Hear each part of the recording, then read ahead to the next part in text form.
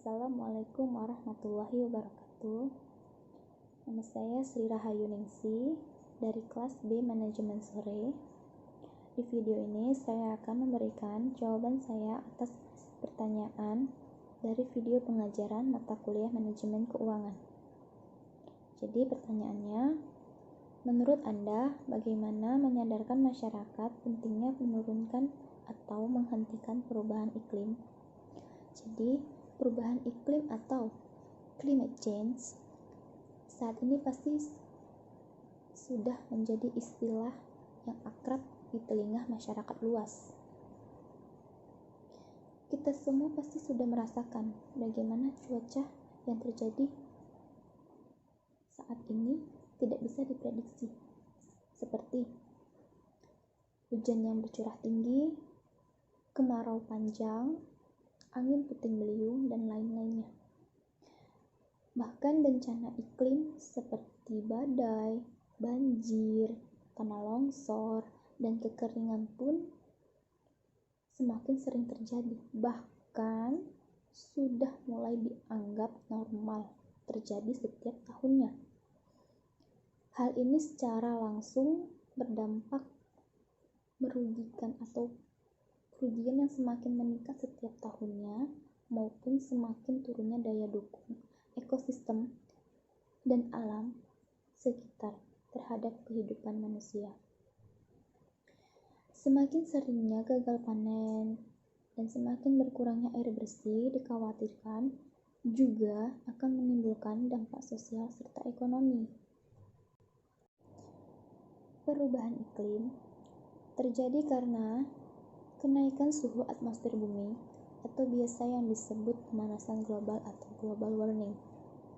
Pemanasan global menyebabkan keseimbangan sistem iklim terganggu dan mengubah iklim bumi kita. Gas rumah kaca adalah jenis-jenis gas yang dapat memerangkap radiasi matahari yang sebagian seharusnya dipantulkan lagi oleh bumi.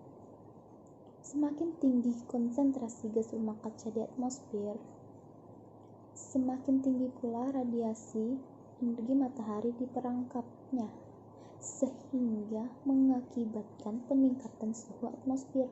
Inilah yang orang-orang sering dengar dengan istilah efek rumah kaca atau greenhouse effect.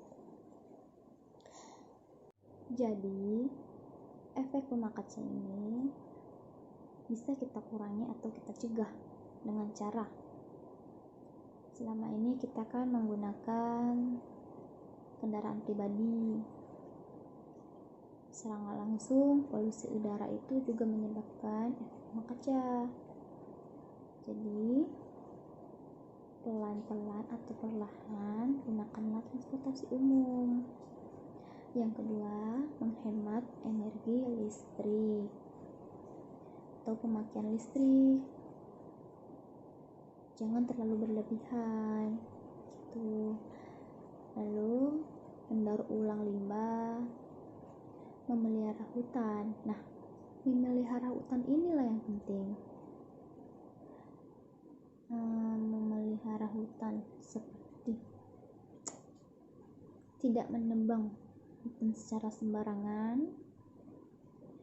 Jika ada industri yang berhubungan dengan hutan, maka setelah hutan itu ditebang maka lakukanlah penanaman kembali agar keseimbangan alam tetap terjaga. Lalu menurut saya, untuk menyadarkan masyarakat pentingnya menurunkan atau menghentikan perubahan iklim itu, seperti dunia saat ini kan sudah di era digital. Jadi menurut saya media sosial sudah dipergunakan oleh masyarakat luas. Jadi kita bisa memanfaatkannya untuk menyebarkan video tentang edukasi untuk pemeliharaan alam. Seperti itu. Pertanyaan kedua yaitu, menurut Anda bagaimana carbon trading dapat berpengaruh terhadap perekonomian Indonesia. Jadi, pengurangan gas rumah kaca dapat dilakukan melalui berbagai hal. Salah satu contohnya yaitu perdagangan karbon atau carbon trade. Carbon trading merupakan kompensasi yang diberikan oleh negara-negara industri maju atau penghasil karbon untuk membayar kerusakan lingkungan akibat asap karbon dioksida kepada negara pemilik hutan atau penyerap karbon. Jadi mekanisme carbon trading telah menjadi solusi di beberapa negara dalam mengurangi emisi gas rumah kaca.